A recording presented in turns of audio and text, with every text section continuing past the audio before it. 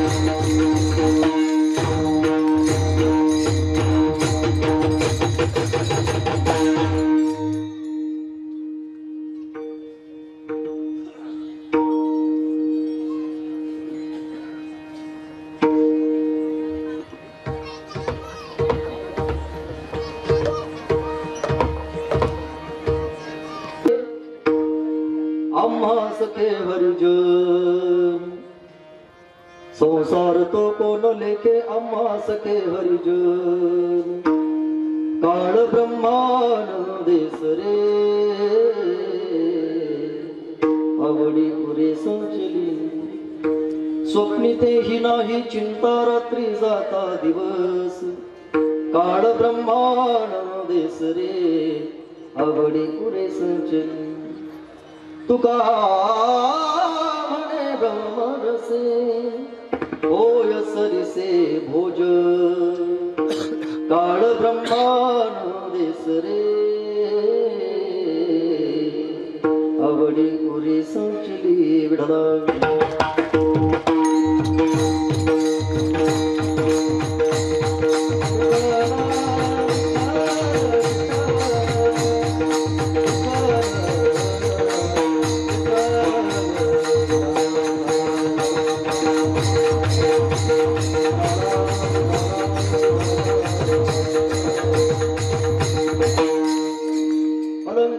रम्य सिंहासन स्तंभदं भोजते जस्फुरति प्रदेशो विधिन्द्रादिदेवै सदा स्तूयमानं समाधिस्थमूर्तिं भजे ज्ञानदेवं महायोगपीठे तदेवीं रथ्यावरं पुण्डरीकाय दातुं मुनीन्द्रैः समागत्य तिष्ठन्तमानन्दकन्दं परब्रह्मलिङ्गं भजे पाण्डुरङ्गं सोमोपन्त तथा गुणिजनतया मामा असे बोलती नामे शंकर शंकरा शुभकरा निसंग जो संगती पुण्य श्लोकीचा पुण्य नगरीचा मोते खरा शोभतो ऐशा संतवरा शुभ करा दांडे करा माझी वाणी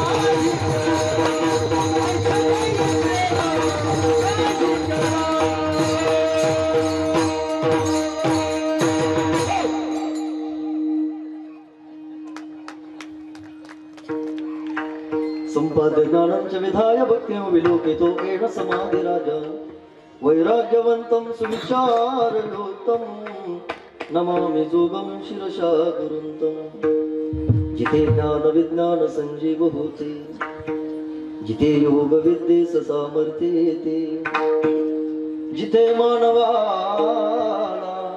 मिळे मोक्ष गाथा तुझ्या पायरीसी सदा नम्र माथा नवे बोल अश्वत्थ वृक्षास आले जिथे ज्ञान ओवे सहवेद झाले तुझ्या शब्द शब्दात सायोजनाथा तुझ्या पायरीसी सदा नम्र माथा तुझ्या मंदिरी आर्त जीवास तृप्ती तुझ्या दर्शने लोक स्वानंद घे श्रुती धन्य झाल्या तुझे गीत गाता तुझ्या पायरीसी सदानंद माता सिया राम में सब जग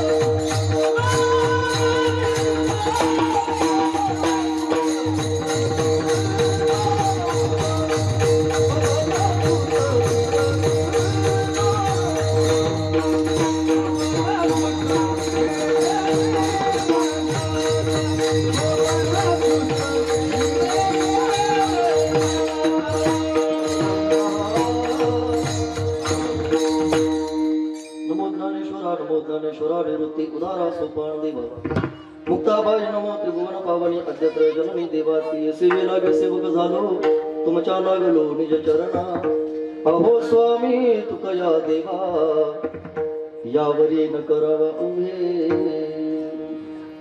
संसार तो कोण लेखे किंवा संसार तो कोण देखे आम्हा सखे हरिजन काळ ब्रह्मांड देसरे आवडी पुरे संचली सेवे करता निवडलेला अभंग इंद्रायणी मातेच्या काठावर बसलेलं एक भक्तीचं वादळ मानवतेचा महान नंदाधिक श्रीमंत संत जगद्गुरु श्री तुकोबराय महाराजांचा बहुतेकांच्या परिचयाचा गोड असा अभंग कीर्तनरूपी सेवेकरता निवडला की ज्या अभंगामध्ये जगद्गुरु श्री संत तुकोबराय संत भेटीने आपल्या जीवनामध्ये झालेल्या परिवर्तनाची जाणीव तुम्हाला आम्हाला शब्दाद्वारे करून देतायत. एका एका शब्दाचा आज आपल्याला कीर्तनामध्ये विचार करायचा आहे. जगद्गुरु तुकोबरायांचा अभंग आहे. अभंगाची भाषा फार गोड आहे. अभंगाचा अर्थ सुद्धा फार सुंदर आहे. अभंगाचं पहिलं चरण आहे संसार तो कोण लेखे आम्हा सखे हरिजन. याच्यातला आम्हा सखे हरिजन हा जो शब्द आहे या शब्दाचा अर्थ होतो संतांचा सहवास. या एका शब्दाभोवती आज आपल्याला भगवंताचं 2 तास सेवा करायची आहे. त्याचं कारण असं आहे जगद्गुरु तुकोबराय म्हणतात संत भेटीने आमच्या जगण्यामध्ये वागण्यामध्ये साधनेमध्ये बदल झाला, भजनामध्ये बदल झाला. मग आपणही आपण परमार्थाच्या वाटचाली उंचीवर उभे राहत असताना परमार्थिक वाटचाल करत असताना आपल्याही जीवनामध्ये बदलाची अपेक्षा आहे. बरोबर आहे. आज आपल्याकडे पैसे जास्त झाले म्हणून आपण सप्ताह करता असं नाही. आपल्याला परमार्थातून काहीतरी बदलाची अपेक्षा आहे. आज आपण परमार्थाच्या ज्या उंचीवरती उभे आहोत त्यापेक्षा अधिक प्रत्येकाला काहीतरी मिळवायचं आहे. बरोबर आहे. आज प्रपंचाच्या ज्या उंचीवरती तुम्ही आम्ही उभे आहोत प्रपंचामध्ये सुद्धा तुम्हाला आम्हाला अधिक काहीतरी मिळवायचं आहे. मग प्रपंच असो किंवा परमार्थ असो काहीतरी मिळवायचं असेल तर मला असं वाटतं जगद्गुरु तुकोबराय म्हणतात संतांचा सहवास अत्यंत महत्वाचा आहे. संत भेट होण्याच्या अगोदर आम्ही आमच्या जीवनामध्ये भजन कीर्तन साधना करतच होतो. परंतु संतांची भेट झाल्यानंतर आमच्या भजनामध्ये एवढा बदल झाला. ज्या रस्त्यानं आम्ही जातो त्या रस्त्यातली माती सुद्धा अखंड विठ्ठलाचं भजन करते. हा संत भेटीने आमच्या भजनामध्ये झालेला बदल आहे. पण मला असं वाटतं संत भेटीने आपल्या जगण्यामध्ये वागण्यामध्ये जर बदल होत असेल तर संत भेट प्रत्येकाच्या जीवनामध्ये अत्यंत महत्वाची आहे. प्रत्येकाला बदलाची अपेक्षा आहे. प्रत्येकाला आपल्या जीवनामध्ये अधिक काहीतरी मिळवायचं आहे. मला असं वाटतं ज्याच्याकडे एक गाडी आहे त्याला असं वाटतं माझ्याकडे बोला ना तुम्ही नाराज आहेत का माझ्यावर बोला ना. ज्याच्याकडे एक गाडी आहे त्याला असं वाटतं माझ्याकडे 2 गाड्या असाव्या. ज्याच्याकडे एक घर आहे त्याला असं वाटतं माझ्याकडे 2 घरं असावी. ज्याचं एक लग्न झालेलं आहे प्रत्येकाच्या जीवनामध्ये बदलाची अपेक्षा आहे. मग बदलाची अपेक्षा घेऊन जर आपण परमार्थिक उंचीवरती उभे असाल तर जगद्गुरु तुकोबराय म्हणतात संत भेट होण्याच्या अगोदरही आम्ही आमच्या जीवनामध्ये साधना भजन कीर्तन करतच होतो. परंतु संत भेट झाल्यानंतर आमच्या जीवनामध्ये झालेला पहिला बदल आहे. संसार तो कोण लेखे, संत भेटीने संसाराची काळजी आमच्या जीवनातली कायमची निघून गेली अभंगाच्या पहिल्या चरणामध्ये. जगद्गुरु तुकोबरा म्हणतात, संत भेट आमच्या जीवनामध्ये झाल्यामुळे आम्हाला काळाचं सुद्धा भय राहिलं नाही. काळ ब्रह्मानंदे सरे आवडी ओरे संचली अभंगाचं दुसऱ्या चरणामध्ये. जगद्गुरु तुकोबरा म्हणतात, ज्या दिवशी संतांची भेट आम्हाला घडली, संतांची भेट झाली, त्या दिवसापासून आमचा दिवस जसा देवाच्या भजनामध्ये जातो तशी रात्र सुद्धा देवाच्या भजनामध्ये जात असल्यामुळे आम्हाला स्वप्नात सुद्धा कशाचीही चिंता राहिलेली नाही. स्वप्नी तेही नाही चिंता, रात्री जाता दिवस अभंगाचं तिसरं चरण. आणि जगद्गुरु तुकोबरा म्हणतात, संत भेटीने आमच्या जीवनामध्ये झालेला सगळ्यात महत्वाचा परिणाम, सगळ्यात महत्वाचा बदल आहे. तुका म्हणे ब्रह्मरसे होय सरीसे भोजन. संतांच्या भेटीने, संतांच्या सहवासाने आम्हाला ब्रह्मरस सेवन करायला मिळत असल्यामुळे आम्हाला भोजनाची सुद्धा चिंता अजिबात राहिलेली नाही अभंगाच्या चौथ्या चरणामध्ये. अभंगाच्या चारही चरणाचा सरळ सरळ अर्थ मी तुम्हाला सांगितला, तो तुम्हाला कळाला. बरं, हाही अभंगाचा अर्थ जर तुम्हाला कळाला नसेल तर अगदी याही पेक्षा सोपं करून मी अभंगाचा अर्थ तुम्हाला सांगतो, म्हणजे तुम्हाला कळेल. अभंग जगद्गुरु तुकाराम महाराज यांचा आहे. हे जवळजवळ कीर्तनाला आलेल्या प्रत्येकाला याची जाणीव झाली असेल. अभंग कुणाचा आहे? तुकाराम महाराज. आजच्या अभंगामध्ये जगद्गुरु श्री संत तुकोबराय संत भेटीने संसारावर काय परिणाम झाला, लक्ष माझ्याकडे द्या. आजच्या अभंगामध्ये जगद्गुरु तुकोबराय संत भेटीने संसारावर काय परिणाम झाला हे पहिल्या चरणात सांगतात. संत भेटीने काळावर काय परिणाम झाला हे दुसऱ्या चरणात सांगतात. संत भेटीने झोपेवर काय परिणाम झाला हे तिसऱ्या चरणात सांगतात. आणि संत भेटीने जेवणावर काय परिणाम झाला हे चौथ्या चरणात सांगताय.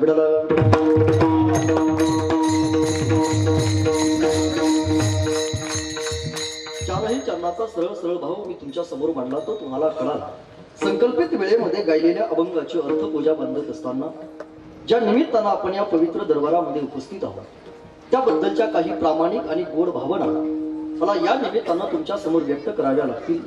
सामाजिक भान आणि सामाजिक जाण असलेलं आपलं हे पवित्र गाव, या गावामध्ये गेली अनेक वर्षापासून भगवान दत्तात्रयाची सेवा आपण करत आहात. या वर्षीचं मला असं वाटतं हे तिसरं वर्ष आहे, बरोबर. गेली 2 वर्षापासून संपन्न होत असणारा आपला हा अखंड रिणाम सप्ताह तिसऱ्या वर्षामध्ये तिसऱ्या दिवसावर येऊन ठेपलाय. खर तर अत्यंत प्रेमानं आणि अत्यंत आस्थेनं हा नामसप्ताह प्रतिवर्षी चांगला होऊ पाहतो आहे, याची आम्हाला जाणीव आहे. त्याचं कारण गेल्याही वर्षी आपल्या सर्वांच्याच आग्रहानं ही कीर्तनाची सेवा मला मिळाली होती. त्यामध्ये आदरणीय सोपान दादा असतील, आदरणीय आमचे विष्णुपंत असतील, आदरणीय आमचे भगवानराव असतील, यांच्या आग्रहानं गेल्याही वर्षी आपल्या गावामध्ये येण्याचा मला योग प्राप्त झाला होता. म्हणून बरेचसे चेहरे माझ्या परिचयाचे आहेत. एक एक चेहरा मला आठवतो आहे. बरेचसे चेहरे माझ्या परिचयाचे आहेत. बऱ्याचशा चेहऱ्यांची मला नावं सुद्धा माहीत आहे, कारण गेल्या वर्षी मी आलो होतो मी गेल्या वर्षी होतो ना मी गेल्या वर्षी गेल्या वर्षी होतो म्हणून आज आहे. गेल्या वर्षी जर नसतो तर आज कुठे असतो. गेल्या वर्षी होतो म्हणून आज आहे, आणि आज आहे म्हणून उद्या नाही.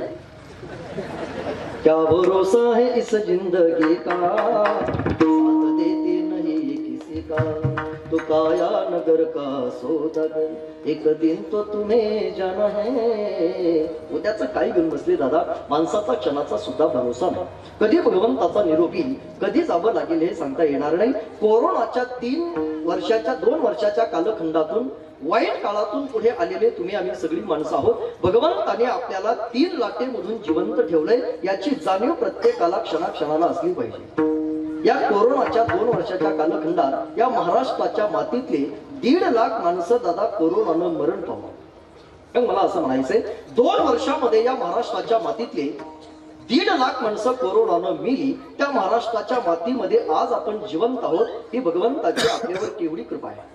मग भगवंताच्या कृपेने आता जर आपण जिवंत असाल तर आता भगवान दत्तात्रयाचा उत्सव प्रेमानं करायला काय हरकत आहे. भगवंताने आता जर आपल्याला जिवंत ठेवलंच असेल, गावामध्ये नामसप्ताह चालू असेल, वरंगणी न मागता द्यायला काय हरकत आहे. मागितल्यानंतर तर अख्खं जग दिलो. न मागता परमार्थात माणसाला दान देता आलं पाहिजे. हातानं परमार्थाला दान द्या.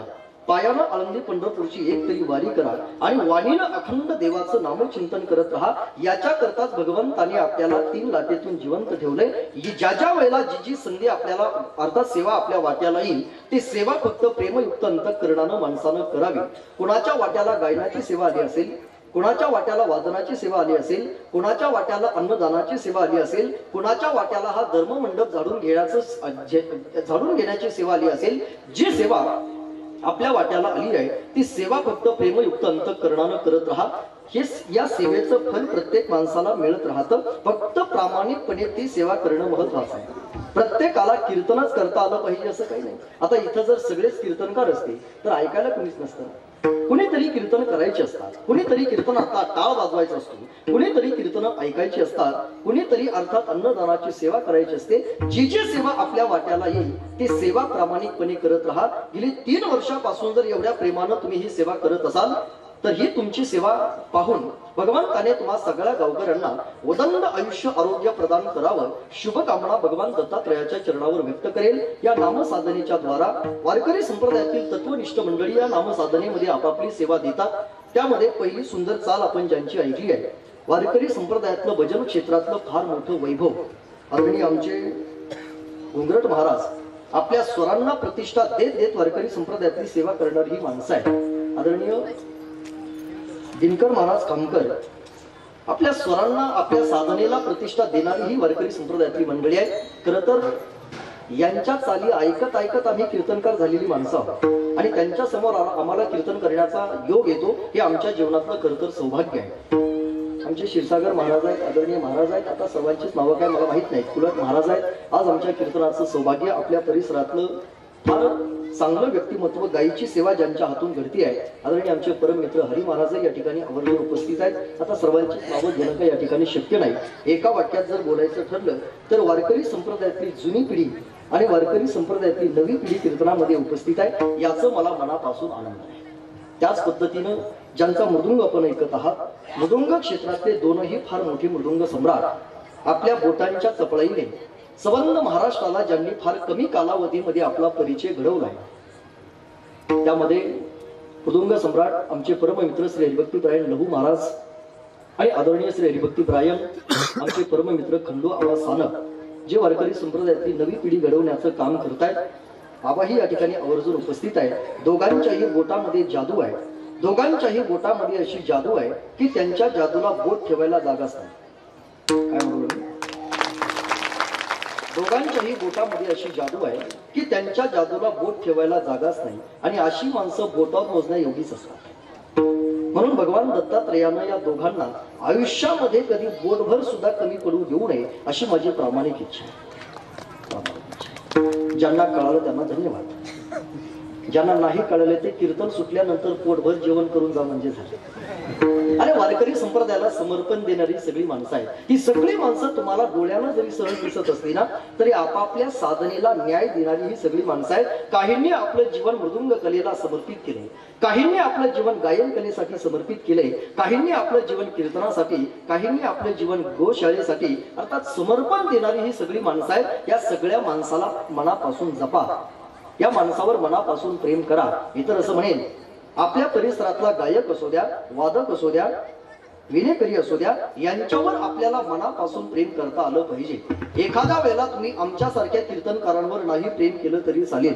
जो कीर्तनकार 2 तास गावामध्ये येऊन गावातले 20-25 हजार रुपये घेऊन जातो अशा कीर्तनकारांवर तुम्ही नाही प्रेम केलं तरी चालेल. परंतु जो गायक, जो वादक, जो भजन्या, जो विनेकरी आपल्या गावातलं भजन सांभाळण्याचा प्रयत्न करतो, 7-7 दिवस 3-3 दिवस आपल्या गावाला सेवा देतो, यांना आपल्याला मनापासून जपता आलं पाहिजे. त्याचं कारण आहे, पैशानं आमच्यासारखे हजारो कीर्तनकार तुम्हाला मिळतील, वारकरी मिळवणं आजच्या काळामध्ये फार कठीण गोष्ट, कठीण गोष्ट. म्हणून मिळालेले वारकरी सांभाळा, मिळालेल्या वारकऱ्याला प्रेम द्या, मिळालेले वारकरी जपा. आमच्या पाकिटातले 2-2 हजार रुपये आम्हाला कमी देत जा. आमच्या पाकिटात 2-2 हजार रुपये आम्हाला कमी देत जा, परंतु आमच्या पाकिटातले 2-2 हजार रुपये यांना सगळ्यांना जास्त देत जा. परंतु हे पुढच्या वर्षापासून करा, म्हणजे आजच न करू लगे एक तर कमी घेतली. एवढी चांगली चांगली माणसं या ठिकाणी उपस्थित आहेत. त्यामध्ये ज्यांची फार सुंदर साऊंड सिस्टीम आहे उभ्या महाराष्ट्रातील एकही कीर्तनकार असा नाही की ज्या कीर्तनकाराला ही सिस्टीम आवडत नाही. आमचे केशव भाऊ अत्यंत गोड सिस्टीम लावतात. वादकाला जसा आवाज पाहिजे, गायकाला जसा आवाज पाहिजे, कीर्तनकाराला जशी सिस्टीम लागते त्या पद्धतीची साऊंड सिस्टीम आमच्या केशव भाऊची आहे. त्यांनाही मनापासून धन्यवाद देतो. ज्यांची शूटिंग चालू आहे त्यांनाही मनापासून धन्यवाद देतो. आणि अभंगाच्या पदापदाचं चिंतन करण्यासाठी आता मी बोलतो. विठाला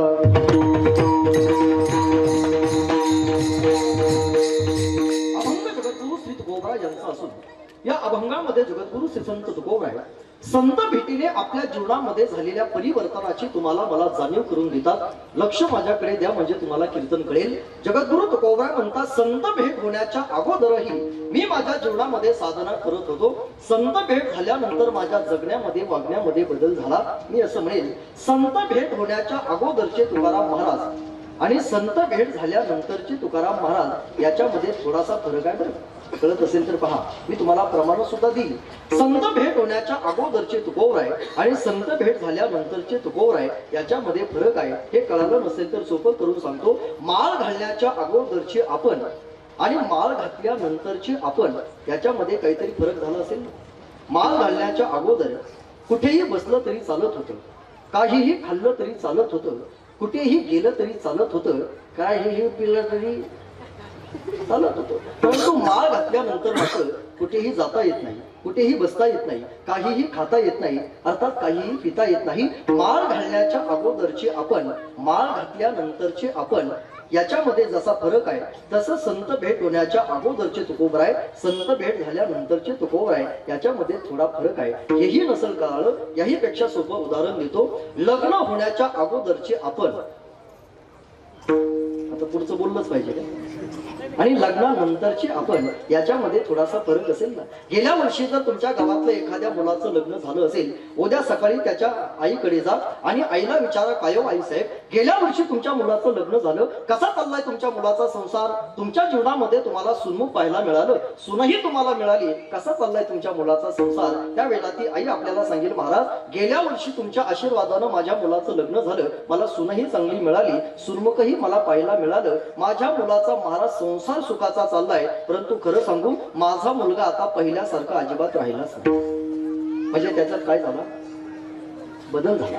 लग्न होण्याच्या अगोदरचा मुलगा, लग्नानंतरचा मुलगा याच्यामध्ये जसा फरक आहे, माळ घालण्याच्या अगोदरची आपण, माळ घातल्यानंतरची आपण याच्यामध्ये जसा फरक आहे, तसं संत भेट होण्याच्या अगोदरचे तुकोबराय, संत भेट झाल्यानंतरचे तुकोबराय याच्यामध्ये फरक आहे. पटलं नसेल तर दोन प्रमाण देतो म्हणजे तुम्हाला कळेल. माझं पहिलं प्रमाण आहे, तुका म्हणे चिंता वाटे, आणि माझं दुसरं प्रमाण ही चिंता वारली.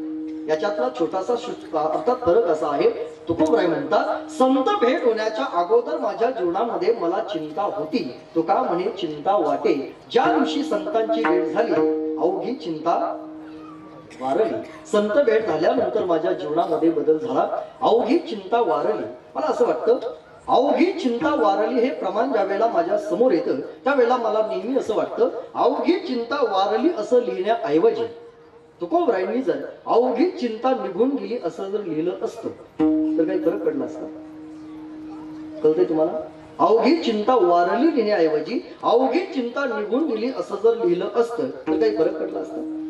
शब्दातही बसत होतं, त्याला चाल सुद्धा व्यवस्थित म्हणता आली असती, बरोबर. मग अवघी चिंता वारली लिहिण्याऐवजी अवघी चिंता निघून गेली असं तुकोबरायांनी का लिहिलं नसेल? गमतीनं तुम्हाला उत्तर देतो म्हणजे तुम्हाला कळेल. 350-400 वर्षापूर्वी तुकोबरायांना असं वाटलं असेल, निघून गेलेली 8 दिवसामध्ये पुन्हा वापस येऊ शकते. मी चिंतेबद्दल बोलतोय बरं, तुम्ही दुसरीकडे जाऊ नका. निघून गेलेली चिंता 8 दिवसामध्ये वापस येते, परंतु चिंता जर जळाली, चिंता जर मेली, चिंता जर वारली तर ती जीवनामध्ये परत कधीही येत नसते. आणि मला असं वाटतं, चिंता नाही असा या जगात माणूस नाही.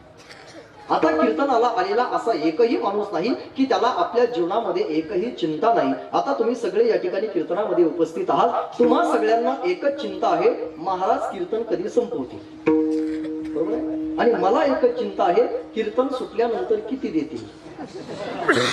कोई तन दुखी कोई मन दुखी, कोई धन बिन रहत उदास, थोड़े थोड़े सब दुखी सुखी शाम के दास, थोड़े थोड़े सब दुखी सुखी राम के दास. चिंता नाही असा या जगात माणूस नाही, परंतु चिंता जळावी, चिंता मरावी, चिंता वारावी असं वाटत असेल तर प्रपंचाचा त्याग करून माणसानं कधीतरी आपल्या जीवनामध्ये संतांच्या सहवासामध्ये यावं. तुकोबराय म्हणतात, जोपर्यंत मला संतांची वेळ झाली नव्हती तोपर्यंत माझ्या जीवनामध्ये अनेक चिंता होत्याच ना. पुसावेसी हे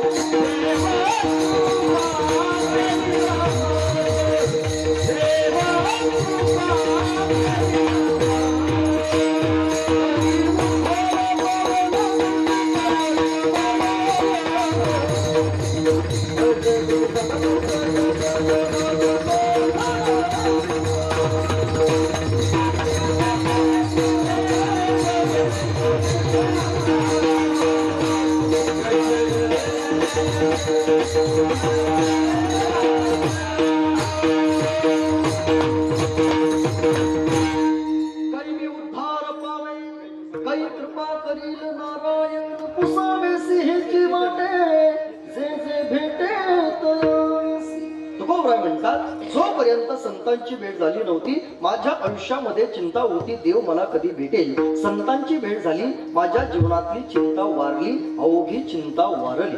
चिंता नाही असा या जगात दादा माणूस नाही. माझा तुम्हाला प्रश्न आहे, आपल्या प्रपंचामध्ये आपल्याला समाधानानं जगता यावं याच्याकरता माणसाला काय लागतं? आपल्या प्रपंचामध्ये आपल्याला समाधानानं जगता यावं याच्याकरता माणसाला काय लागतं? पहिली गोष्ट अन्न लागतं, दुसरी गोष्ट वस्त्र लागतं, तिसरी गोष्ट आपल्या प्रपंचामध्ये आपल्याला समाधानानं सुखानं जगता यावं याच्याकरता पहिली गोष्ट अन्न लागतं, दुसरी गोष्ट वस्त्र लागतं, तिसरी गोष्ट निवारा लागतो, चौथी गोष्ट छोट्या पिणीचं किंवा मोठ्या पिणीचं चार्जर लागतं. याच्या पलीकडे काय लागतं? मग आपल्या प्रपंचामध्ये आपल्याला सुखानं जगता यावं याच्याकरता जर अन्न लागत असेल तर माझा तुम्हा सगळ्या गावकऱ्यांना प्रश्न असेल, आज या जगामध्ये अन्न काय कमी आहे? अन्नदान देणारी माणसं काय कमी आहेत? अरे आज आपल्या अख्ख्या गावाला एक एक माणूस पंगत देतो, असा एक एक माणूस आपल्या गावामध्ये राहतो. आज या जगामध्ये अन्न कमी नाही, आज या जगामध्ये अन्नदान देणारी माणसं कमी नाहीत, तरी सुद्धा माणसं दुःखी आहेत. त्याचं कारण चिंता.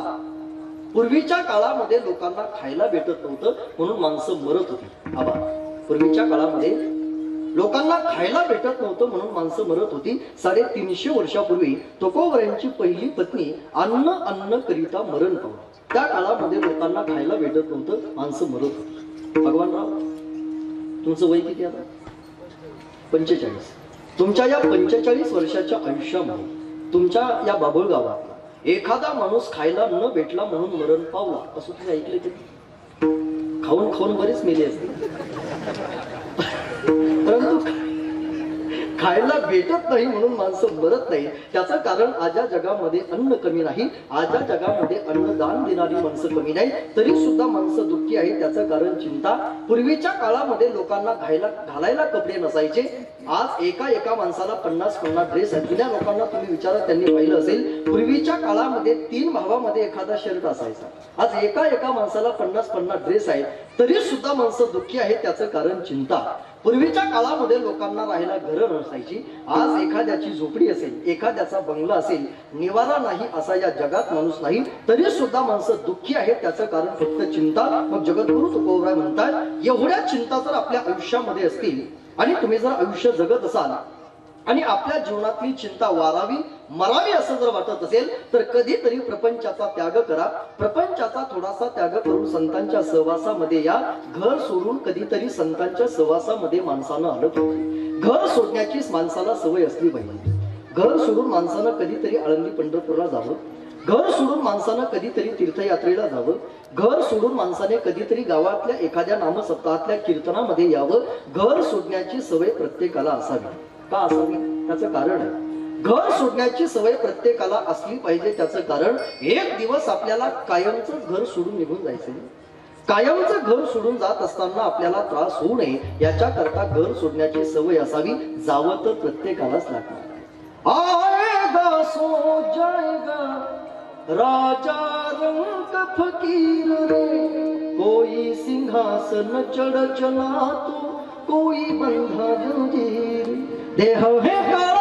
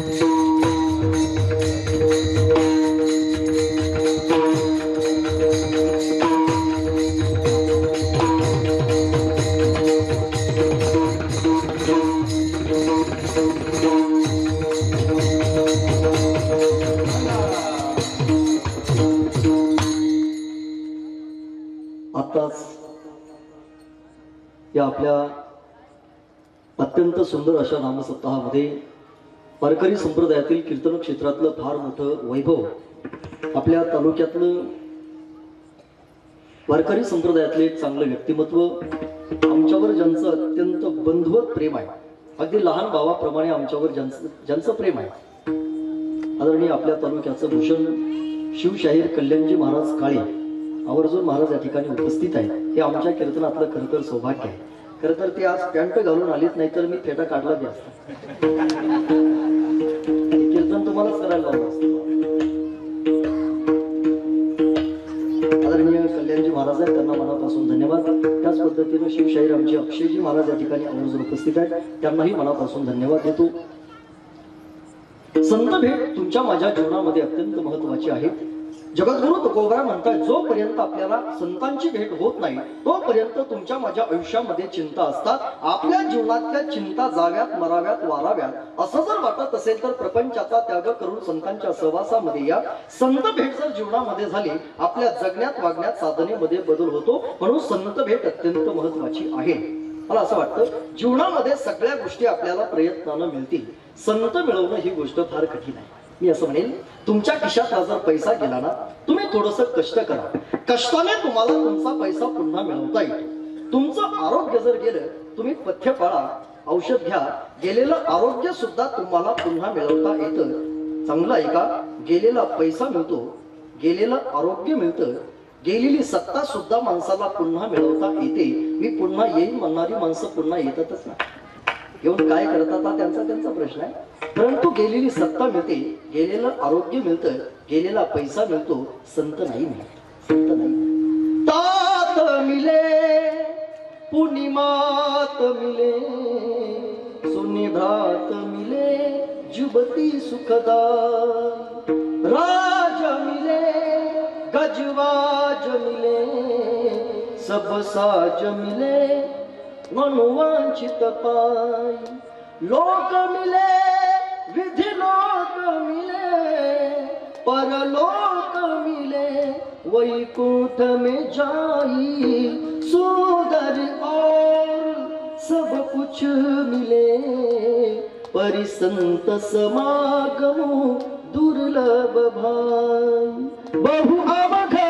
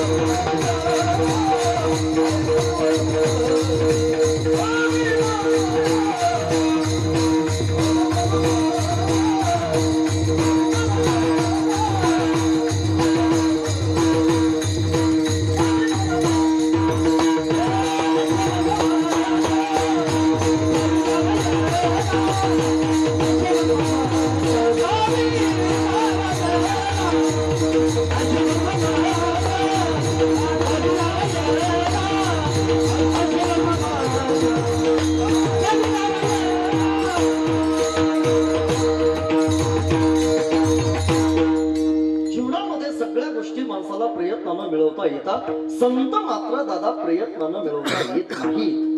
अनेक तुमच्या माझ्याकडे प्रमाण आहे. चंद्र अमृत सुखे सेवतील, असता जाता रवी धरेल, वाय हेळा सागर तरवेल, परित्या साधूची भेट होईल ग. सगळं मिळतं जीवनामध्ये, साधू भेट होणं अत्यंत कठीण आहे. जगद्गुरु तुकोबरा म्हणताय संत भेट होणं तुमच्यासाठी जेवढी कठीण आहे, ती संत भेट आमच्या जीवनामध्ये झाली. संत भेट झाल्यानंतर आमच्या जगण्यात वागण्यात बदल झाला. संत भेट होण्याच्या अगोदरची आम्ही वेगळे होतो, संत भेट झाल्यानंतरची आम्ही वेगळे आहोत. ज्या दिवशी आम्हाला संतांची भेट झाली त्या दिवशी आमचं मन राहिलं नाही, ते मन नमन झालं. ज्या दिवशी आमचं मन नमन झालं त्यावेळेला आम्ही अद्वैत अवस्थेवर येऊन पोहोचलो. ज्या दिवशी आम्ही अद्वैत अवस्थेवर आलो त्या दिवशी आमच्या अंतःकरणातला मी आणि माझेपणा कायमचा निघून गेला. आणि मी असं म्हणेल, परमार्थिक साधना करत असताना जोपर्यंत मी आणि माझेपणा अंतःकरणामध्ये आहे तोपर्यंत परमार्थ कधीही सफल होऊ शकत नाही. महाभारतातलं सूत्र आहे, मम म्हटलं की माणसाच्या जीवनामध्ये मृत्यू येतो, न मम म्हटलं की माणसाचं जीवन शाश्वत होतं. माझं म्हटलं की माणूस अडकतो. मी आणि माझेपणा जोपर्यंत जात नाही तोपर्यंत दादा परमार्थ सफल होत नाही. मी तर जाणीवपूर्वक कल्याण महाराजांचं साक्षीनं म्हणेल, कीर्तन ऐकून ऐकून समाजाच्या अंतःकरणातला मी आणि माझेपणा गेला की नाही मला माहित नाही. कीर्तन ऐकून ऐकून लोकांचा मी आणि माझेपणा गेला की नाही मला माहित नाही, परंतु जवळजवळ महाराष्ट्रातले 80% आम्हा कीर्तनकारांचाच मी आणि माझेपणा अजून गेलेला. म्हणून ज्या ज्या वेळेला आमचा कीर्तनकार किंवा आम्ही स्टेजवर येतो, स्टेजवर येत असताना आम्ही मी आणि माझेपणा घेऊनच येतो. स्टेजवर उभं राहिल्या कीर्तनकार म्हणतात माईक सिस्टीम वाल्याला, माझ्या माईकचा आवाज वाढवा. कोणाच्या? माझ्या माईकचा आवाज वाढवा. केशवभाऊ म्हणतात माईक माझा आहे. 10-5 हजार रुपये मी त्याला खर्च केले. 2 तासासाठी या कीर्तनकार येतो, माझ्या माईकचा आवाज वाढव, माझ्या माईकचा आवाज वाढव असं म्हटल्यानंतर कीर्तनकारांना बरं वाटतं, परंतु त्यांना त्याचं दुःख होतं. वस्तू म्हणून जर स्वीकारली, वस्तूचं सुख दुःख नाही, वस्तू माझी म्हणून जर स्वीकारली तर माणसाच्या जीवनामध्ये दुःख भोगावं लागतं. महाभारतातलं सूत्र आहे, मम म्हटलं की माणसाच्या जीवनामध्ये मृत्यू आहे, न मम म्हटलं की माणसाचं जीवन शाश्वत आहे. संत भेटीने आपलं मन नमन होतं. वस्तू म्हणून जर स्वीकारली माणसाच्या जीवनामध्ये सुख दुःख नाही. याही पेक्षा सोपं बोलू, माझं म्हटलं की माणूस अडकतो आणि माझं नाही म्हटलं की माणूस प्रपंचातून आणि परमार्थातून सुटतो. एवढं परमार्थातलं आणि प्रपंचातलं सोपं सूत्र आहे. कसमे बातें प्यार वफा सब बातें हैं, बातों का क्या.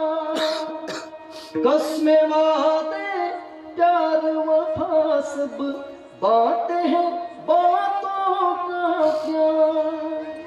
कोई किसी का नहीं, झूठे नाते हैं, नातों का क्या. कसमें वादे प्यार वफा सब बातें हैं, बातों का क्या. होगा मसीहा सामने तेरे, फिर भी तू ना बच पाएगा. तेरा अपना खून है आखिर, तुझको आग लगाएगा. आसमान में उड़ने वाले मिट्टी में मिल जाएगा. कसमें वादे प्यार वफा सब बातें हैं, बातों का क्या. नहीं रे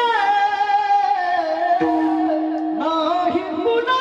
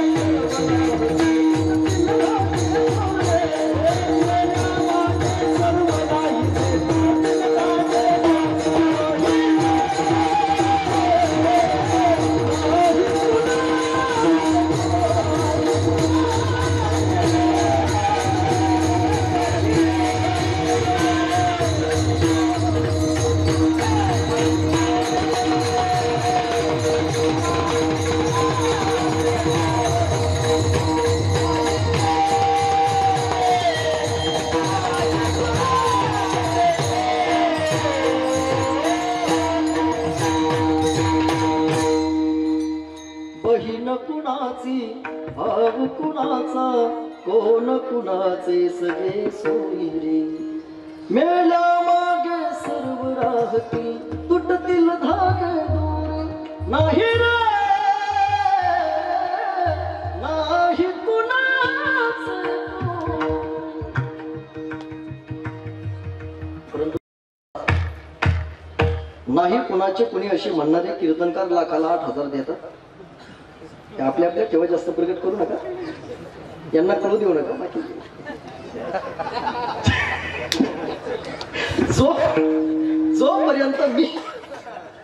जोपर्यंत मी आणि माझेपणा जाणार नाही तोपर्यंत दादा परमार्थ कधी सफल होऊ शकणार नाही वस्तू वस्तू म्हणून जर स्वीकारली वस्तूचं सुख दुःख नाही वस्तू माझी म्हणून जर स्वीकारली तर माणसाच्या जीवनामध्ये दुःख भोगावं लागतं प्रपंचातली कोणतीही वस्तू घ्या ती वस्तू आपल्याला अगोदर सुख देते नंतर ती वस्तू आपल्याला दुःख देते माझा तुम्हाला प्रश्न आहे घरामध्ये लाईट असणं सुखाचं की दुःखाचं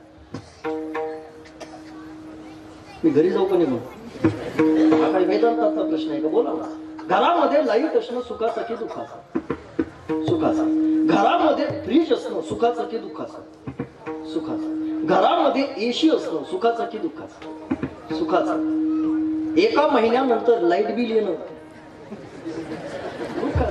प्रपंचातली कोणतीही वस्तू घ्या ती वस्तू अगोदर आपल्याला सुख देते तीच वस्तू कालांतराने दुःख देते वस्तू वस्तू म्हणून जर स्वीकारली सुख दुःख नाही वस्तू माझी म्हटलं की माणसाच्या जीवनामध्ये दुःख भोगावं लागतं माझं माझं म्हणणारा देवाच्या जवळ असणारी जरी अर्थात व्यक्ती असली तरी ती सुद्धा देवाला जवळ करू शकत नाही आपण सर्वसामान्य माणसं आहोत भागवतातला एक फार सुंदर प्रसंग आहे भगवान कृष्ण परमात्मा गोकुळामध्ये लीला करतो खोड्या करतो गोकुळातील सगळ्या गवळणी यशोदा मैयाकडे येतात यशोदेला सांगते यशोदे तुझा लाला आमच्या घरी येऊन खोड्या करतो चोऱ्या करतो तू त्याला दंड का देत नाहीस त्यावेळेला यशोदा मैया गोकुळातील गवळणीला सांगते जोपर्यंत मी माझ्या कन्हैयाला माझ्या डोळ्या देखत चोरी करताना पाहणार नाही तोपर्यंत मी त्याला दंड देणार नाही हे शब्द ज्यावेळेला कन्हैया ऐकतो त्यावेळेला कन्हैया विचार करतो आपल्याला एखादी लीला आपल्या आईला दाखवावी लागेल तोपर्यंत आपण कोण आहोत हे आपल्याही आईला कळणार नाही म्हणून भगवान कृष्ण परमात्मा एक दिवस स्वतःच्या घरी चोरी करतो चोरी करत असताना भगवान कृष्ण परमात्मा उखळावरती उभा आहे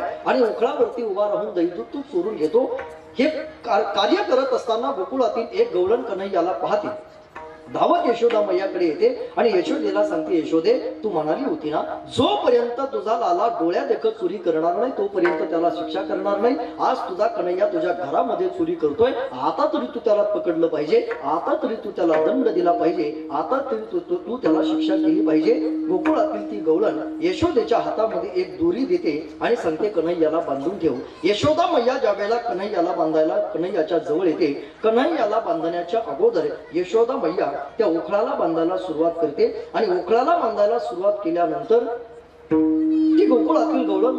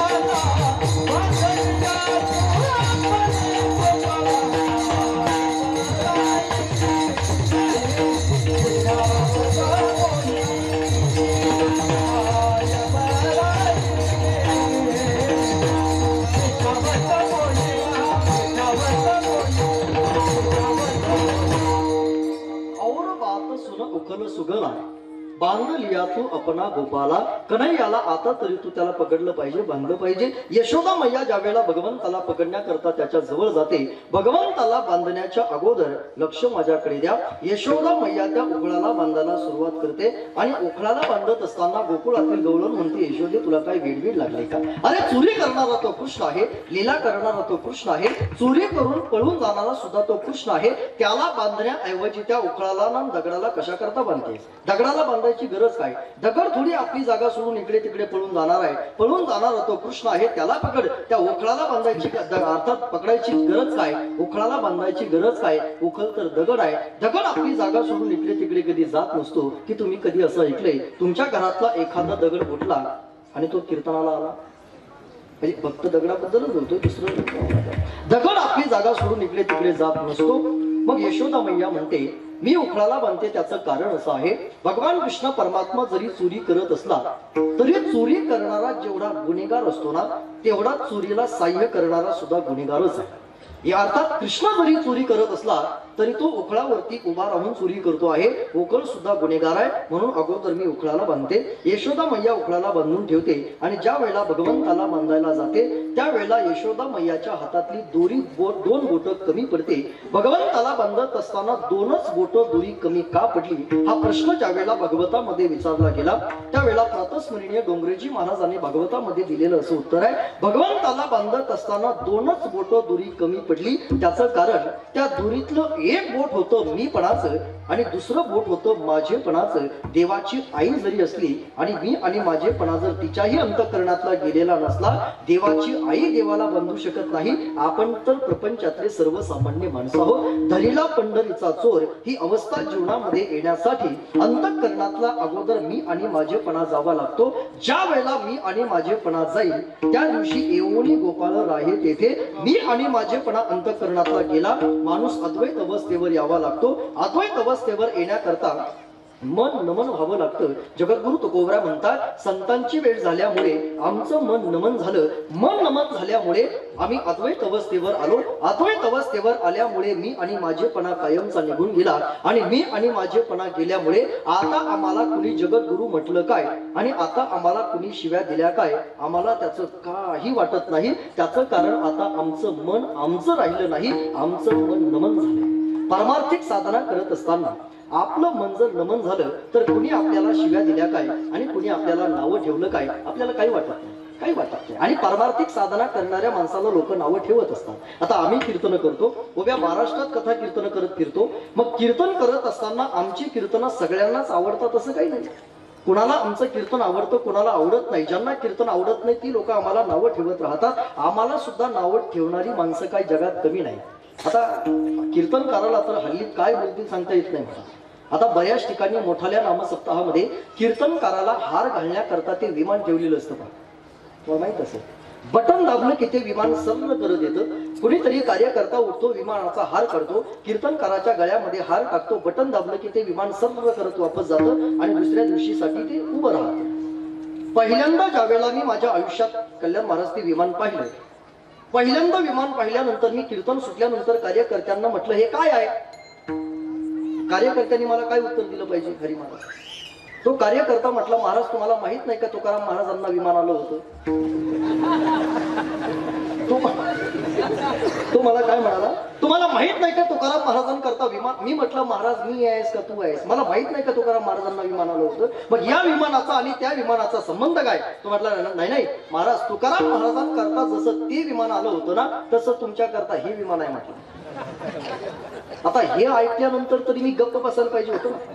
आता आपली इतकी गेली म्हटल्यावर तरी गप्प बसेल तो महाराज कुठला. मी त्याला म्हटलं काय भल्या माणसा काय बोलतोस. अरे तुकाराम महाराजांकरता जसं ते विमान आलं तसं तुमच्याकरता हे विमान आहे. मी त्याला म्हटलं भल्या माणसा, अरे तुकाराम महाराजांकरता आलेलं विमान खरं होतं, हे लाकडाचं खोटं विमान आहे. मग तो म्हटला महाराज तरी कुठं खरं आहे. लोक काय बोलतील सांगता येत नाही. चांगलं काम करणाऱ्या माणसाला माणसं त्रास देत असतात. मी असं म्हणेल, तुमचं कार्य जर चांगलं असेल आणि लोक जर तुम्हाला त्रास देत असतील तर चांगल्या माणसानं चांगलं काम कधीही थांबवायचं नाही.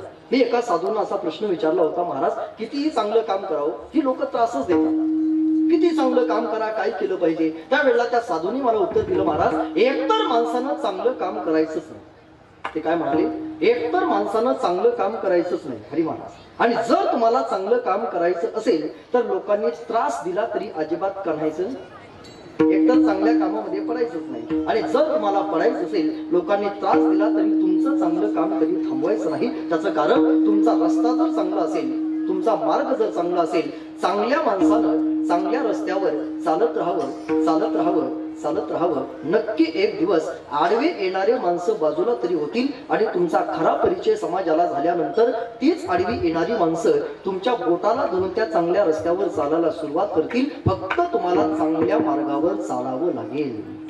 लोकांनी त्रास दिला म्हणून जर तुकोबराय थांबले असते तर गाथा मिळाला नसता.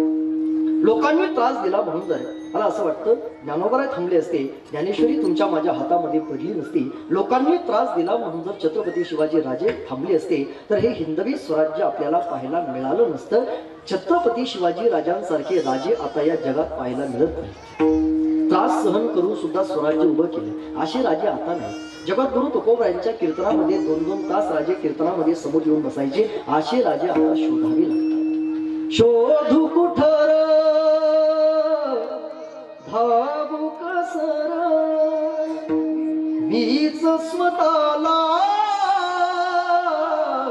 पाहू कसर, या मावळ्यातून मावळून तू कधीच गेला रे माझ्या राजा रे, माझ्या शिवबार, माझ्या राजा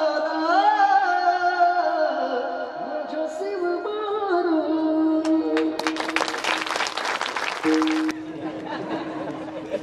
छत्रपती शिवाजी राजांना लोकांनी त्रास दिला, राजे थांबले नाही. चांगलं काम करणाऱ्या माणसाला माणसं त्रास देत असतात. जगद्गुरु तुकोबराय म्हणतात, आज लोक आमची पूजा करतात, परंतु याच लोकांनी कधी काळी आमच्या अंगावरती उकळतं पाणी सुद्धा टाकलेलं होतं.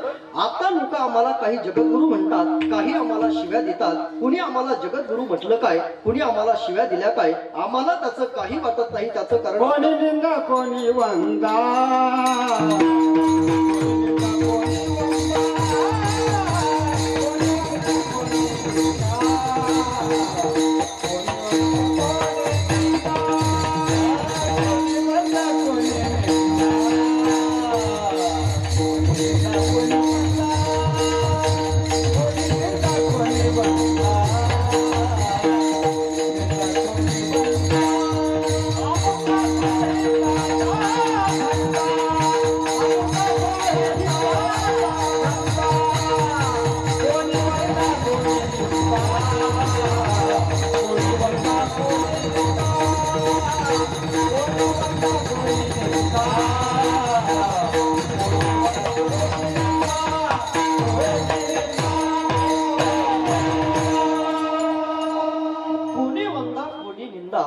आमचा सोहिताचा धंदा. आता आम्हाला कोणी शिव्या दिल्या काय, आम्हाला कोणी जगद्गुरु म्हटलं काय, आम्हाला काही वाटत नाही. त्याचं कारण आता आमचं मन आमच्या ताब्यात राहिलं नाही. आमचं मन नमन अवस्थेवर जाऊन पोहोचलं. मन नमन झाल्यामुळे आमच्या अंतःकरणामध्ये आम्ही अद्वैत अवस्थेवर येऊन पोहोचलो. अद्वैत अवस्थेवर आल्यामुळे मी आणि माझेपणा कायमचा गेला, आणि ज्या दिवशी माझ्या अंतःकरणातला मी आणि माझेपणा गेला, जगद्गुरु म्हणतात त्या दिवशी माझ्या मुखातून शब्द बाहेर पडले अभंगाच्या पहिल्या चरणात.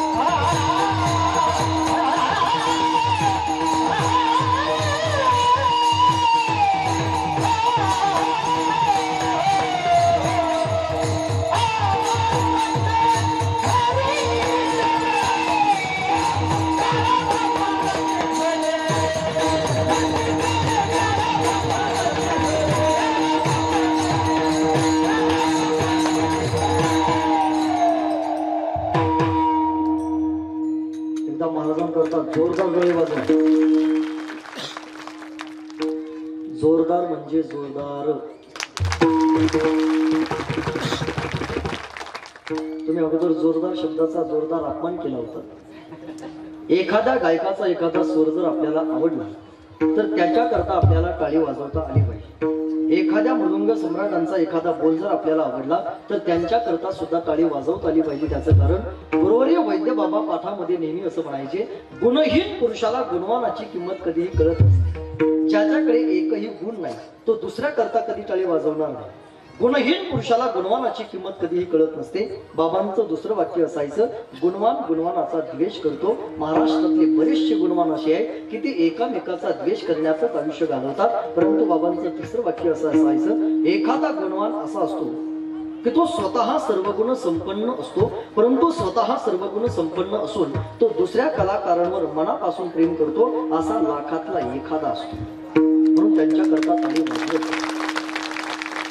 गोंधळ बाबांच्या इतका महाराजांच्या इतका उंच आवाज लावणं एवढी सामान्य गोष्ट नाही. त्यांच्या इतका उंच आवाज जर तुम्ही घरी जाताना लावण्याचा प्रयत्न केला, हा प्रयत्न करूच नका तुम्ही कधी, परंतु त्यांच्या इतका उंच आवाज जर तुम्ही लावण्याचा प्रयत्न केला तर आत्मा बाहेर पडेल, आवाज नाही निघणार. याच्याकरता स्वरांची, याच्याकरता देवाची आणि याच्याकरता संतांची विशेष कृपा असावी.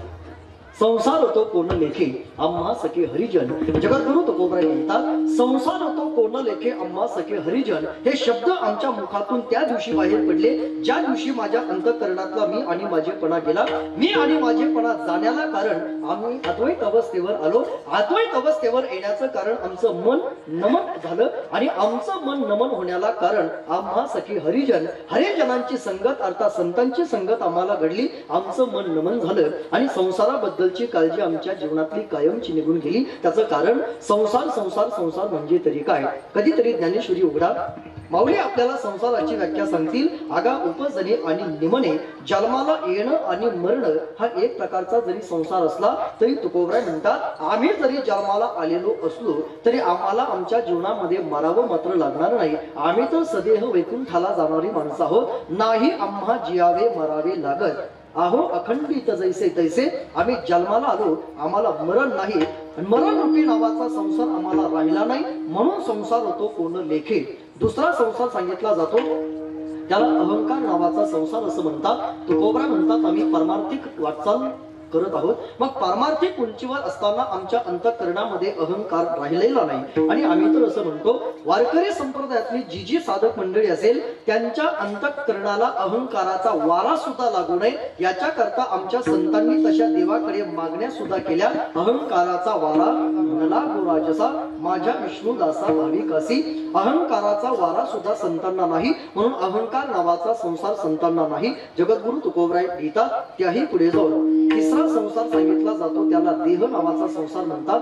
जगद्गुरु तुकोबराय लिहितात, आम्ही ज्या वेळेला प्रपंचाचा त्याग करून भामचंद्र बनणाऱ्या डोंगरावर भजनाला जातो ना, त्यावेळेला देह जावो अथवा राहो ही अवस्था आमची राहते. आम्हाला देहाची आसक्ती नाही, देह नावाचा संसार आम्हाला राहिलेला नाही. आपण हिवाळ्याच्या दिवसामध्ये जर रगी आणि शाली घेऊन कीर्तनामध्ये येत असाल तर आपण म्हणावं का संसार होतो कोण लेखे.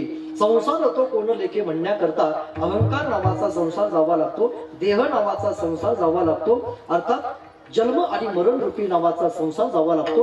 कुणीतरी जगद्गुरु तुकोबरायांना प्रश्न विचारला, महाराज देह नावाचा संसार गेला, अहंकार नावाचा संसार गेला, जन्म आणि मरण रूपी नावाचा तुमचा संसार गेला, याला कारण काय. तुकोबराय म्हणतात, आम्हा सखी हरिजन, हरिजनांची संगत आम्हाला घडली. आमच्या आयुष्यातला संसाराबद्दलची काळजी कायमची निघून गेली. तुकोबरायांना प्रश्न विचारला गेला, महाराज संतांची वेळ झाल्यानंतर जर तुमच्या जीवनातला संसार गेला तर संतांच्या भेटीने फक्त संसाराचीच काळजी संपते का. तुकोबराय लिहितात, ज्या दिवशी आम्हाला संतांची वेळ झाली ना, संसाराची काळजी गेली याच्यात नवल नाही. ज्या दिवशी संतांची वेळ झाली त्या दिवसापासून आमची वाणी अखंड देवाचं भजन करते. अखंड काळ आमच्या देवाच्या भजनामध्ये जात असल्यामुळे आम्हाला याही काळाचं भय राहिलेलं नाही आणि आम्हाला भजन करत करत त्याही काळाचं भय राहिलेलं नाही. अभंगाच्या दुसऱ्या काळ ब्रह्मानंद सारे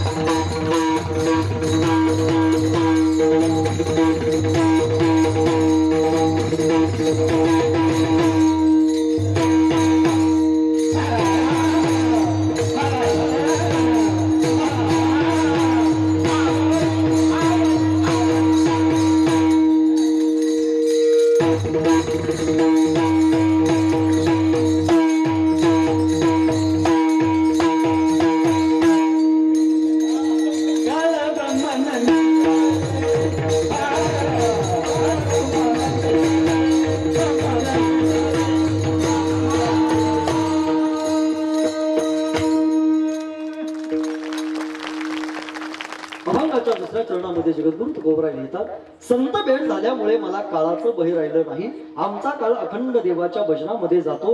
काळ ब्रह्मानंदे सरे आवडी उरे संचली. जगद्गुरु तुकोबराय म्हणतात, जोपर्यंत तुमचा माझा काळ चांगला चालू आहे, चांगल्या काळामध्ये माणसानं देवाच्या चिंतनामध्ये आपला काळ घालवला पाहिजे. मला असं वाटतं, माणसं चांगल्या काळामध्ये देवाचं चिंतन करण्यापेक्षा विनाकारण माणसं चिंता करत असतात. चिंता करत नाही, चिंता करत असतात, विनाकारण चिंता करतात. परवा दिवशी मी एका मंत्र्याच्या घरी गेलो होतो. ही पुडी बिडी नाही बरं, आमचे उद्धव महाराज म्हणत असतात ते पुडी बिडी नाही, तसं खोटं नाही. मंत्र्याच्या घरी गेलो आणि मंत्र्याच्या घरी गेल्यानंतर मंत्र्याचा जो पीए होता तो घरामध्ये असा चक्रा मारत होता, फिरत होता आणि तो थोडासा टेन्शन मध्ये होता.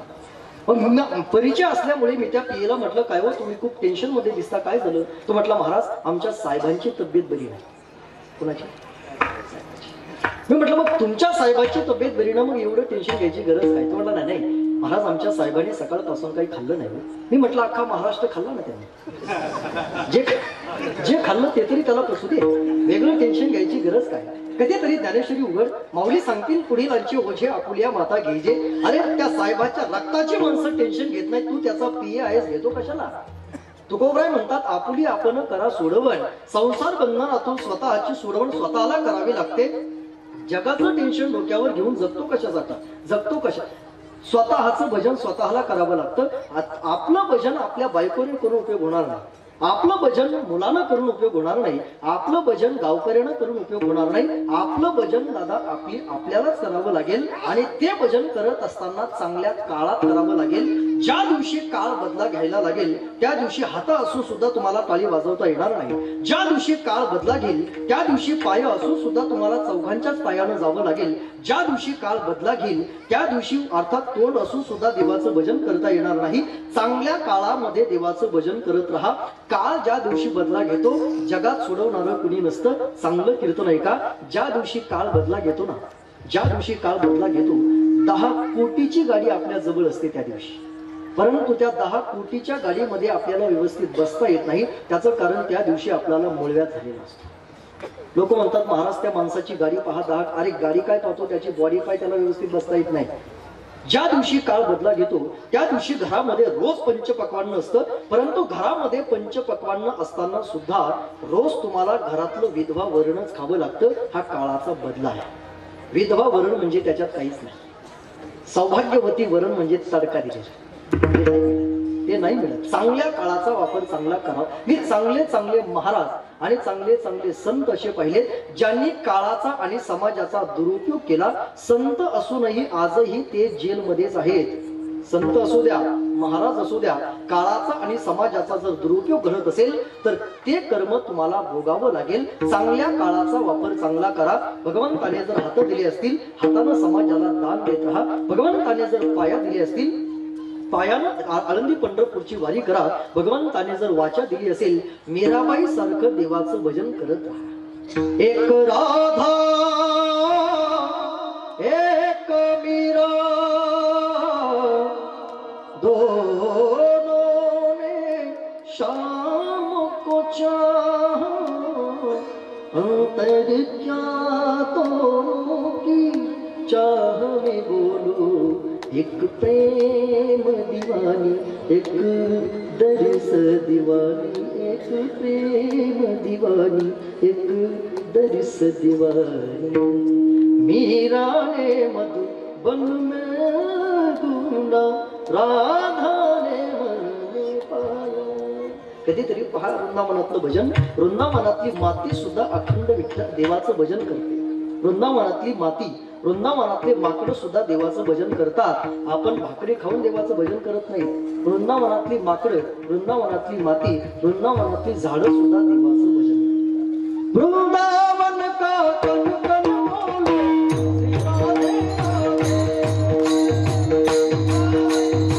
राधे.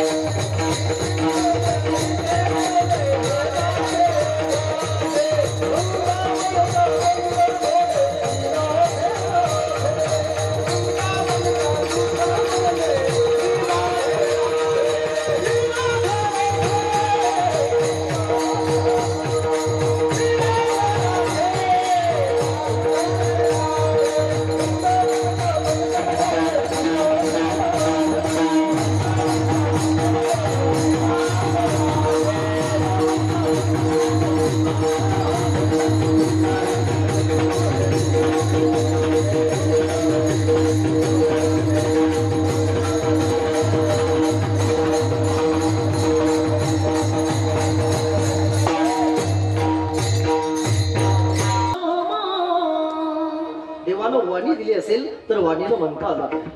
विठ्ठल माझा माझा माझा माझा माझा विठ्ठल माझा मी विठ्ठलाचा ज्ञानोबाराया माझ्या तुकोबाराया ज्ञानोबाराया माझ्या तुकोबाराया ज्ञानोबाराया माझ्या तुकोबाराया. देवाचं वेड लागलं पाहिजे भजन करत. याड लागलं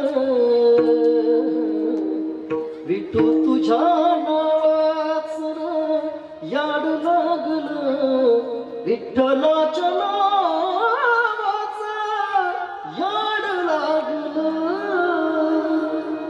विटेवरी उभा देवा करकटेवर तुळसी हार गळा कासे पितांबर सावळे ते रूप डोळ पाहू लागलं विठ्ठलाच्या नावाचं याड लागलं. विठ्ठल विठ्ठल विठ्ठल विठ्ठल विठ्ठल फक्त म्हणता आलं. चांगल्या काळामध्ये देवाचं नामचिंतन करत राहा. आपल्याला त्या काळाला शेवटी घेण्याचं काम पडणार नाही. जगद्गुरु तुकोबरा म्हणतात आमची वाणी अखंड देवाचं भजन करत राहते. आमची अर्थात वाणी दिवसा देवाचं भजन करते याच्यात नवल नाही. रात्र सुद्धा आमच्या देवाच्या भजनामध्ये जाते. म्हणून आम्हाला स्वप्नात सुद्धा कशाची चिंता राहिलेली नाही. स्वप्नी तेही नाही चिंता रात्री जाता दिवस. संतांच्या भेटीने स्वप्नातली सुद्धा चिंता गेली आणि संत भेटीने आमच्या जीवनामध्ये झालेला सगळ्यात मोठा परिणाम आहे अभंगाच्या शेवटच्या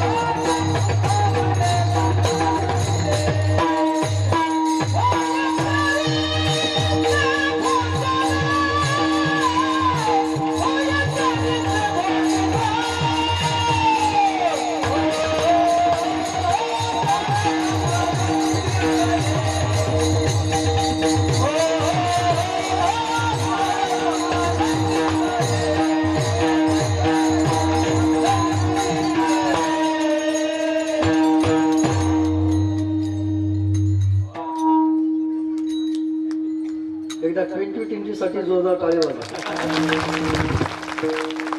तुका म्हणे ब्रह्मरसे होय सरीसे भोजन. संत भेटीने तुकोबाई म्हणतात सर्वात महत्वाचा परिणाम झाला. ब्रह्मरस आम्हाला अखंड सेवन करायला मिळतो. संतांच्या भेटीतला हा आमच्या जीवनामध्ये झालेला भोजनातला फार मोठा परिणाम आहे. म्हणून ज्या ज्या वेळेला ब्रह्मरस सेवन करावा असं वाटत असेल त्या त्या वेळेला प्रपंचाचा त्याग करा. कधीतरी संतांच्या सहवासामध्ये या. संतांच्या सहवासामध्ये आल्यानंतर संसाराची काळजी जाईल. संतांच्या सहवासामध्ये आल्यानंतर काळाचं भय संपेल. संतांच्या सहवासामध्ये आल्यानंतर झोपेत सुद्धा कशाची चिंता राहणार नाही. आणि संतांच्या सहवासातला सगळ्यात मोठा परिणाम ब्रह्मरस सेवन करायला आपल्याला मिळेल. अशा या अर्थाचा अभंगाचा अर्थ सरळ सरळ तुमच्या समोर संकल्पित वेळेमध्ये मांडला. वारकरी संप्रदायाच्या नियमाप्रमाणे एकदा गोड असं देवाला आवडेल इतकं गोड भजन प्रत्येकानं फार मनापासून करायचं. ज्यांना ज्यांना भगवंताने हात दिले हातानं टाळी मुखानं नामचिंतन अगदी 2 मिनिटं देवाला आवडेल भगवान दत्तात्रयाला आवडेल एवढं गोड भजन प्रत्येकानं करा. ज्यांना ज्यांना हात आहेत प्रत्येकाचे हात वर असले पाहिजे आणि अत्यंत प्रेमानं आमच्या सोबत प्रत्येकानं भजन करायचं.